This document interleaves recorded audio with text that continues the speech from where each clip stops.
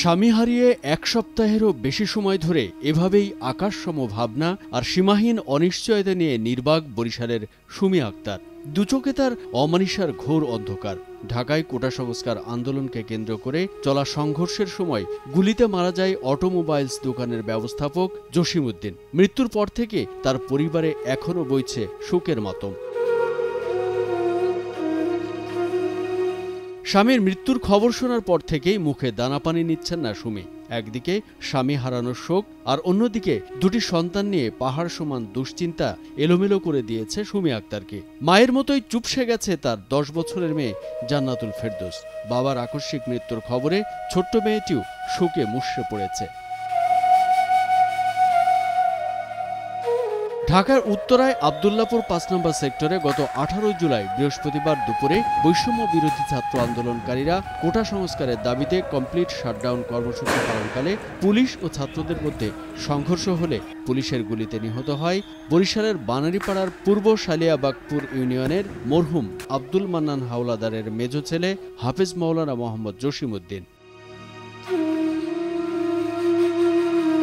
নিহতের স্ত্রী সুমি আক্তার ভোরের কাগজকে জানান, তার স্বামী হাফেজ মাওলানা মোহাম্মদ জসিমউদ্দিন ১৫ বছর ধরে জীবিকার তাগিদে ঢাকা উত্তরার ৫ নম্বর সেক্টর আব্দুল্লাপুরে একটি গ্যারেজে চাকরি করতেন এবং গ্যারেজ সংলগ্ন একটি পাঞ্জেগানা মসজিদে ইমামতি করতেন। স্বামীর উপার্জন ছিল দুটি বাচ্চা নিয়ে সুমি আক্তারের একমাত্র অবলম্বন। বৃহস্পতিবার উত্তরা ৭ নম্বর সেক্টরে ফরহাদ অটো পার্টসের দোকান থেকে মাইক্রোবাস করে কিছু পার্টস ক্রয় করে নিজ গ্যারেজে ফেরার পথে পুলিশ ও আন্দোলনকারীদের মধ্যে সংঘর্ষ চলাকালে গুলিবিদ্ধ হয়ে তিনি মৃত্যুবরণ করেন। নিহত জসিমউদ্দিনের 10 বছরের মেয়ে জান্নাতুল ফেরদৌস ও সাইফ নামে 1.5 বছরের একটি সন্তান রয়েছে। আধো আধো বলিতে 1.5 বছর বয়সী শিশুপুত্র সাইফও সবার মাঝে বাবাকে খুঁজে ফিরছে। নিহত জসিমউদ্দিন 4 ভাই ও 2 বোনের মধ্যে তৃতীয়। এলাকাবাসী জানায়, জসিম অত্যন্ত ভদ্র, নম্র ও বিনয়ী স্বভাবের। আর্থিক অনটন থাকলেও তিনি যখন বাড়িতে আসতেন তখন তার পাশের কেরোতোয়া মাদ্রাসায় খোঁজ খবর নিতেন এবং শিক্ষকদের সাথে তার ভালো সম্পর্ক ছিল।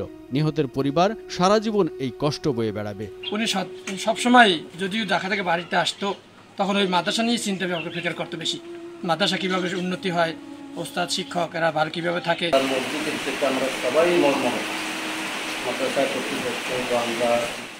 এদিকে স্থানীয়রা বলছেন, এই হত্যাকাণ্ডের দায়ভার কে নেবে? নিহতের স্ত্রী সুমি আক্তার প্রধানমন্ত্রীর কাছে সহযোগিতা চেয়েছেন যাতে তার দুটি শিশুকন্যা নিয়ে বেঁচে থাকতে পারেন। আমার স্বামী ঢাকা চাকরি করে এবং তিনি গুলিবিদ্ধ হয়ে মারা গেছেন। এখন আমি 2টা বাচ্চা নিয়ে খুবই অসহায়। আমি চাই প্রধানমন্ত্রী আমাদের পাশে দাঁড়াক। কামরুজ্জামান আরিফ, ভোরের কাগজ।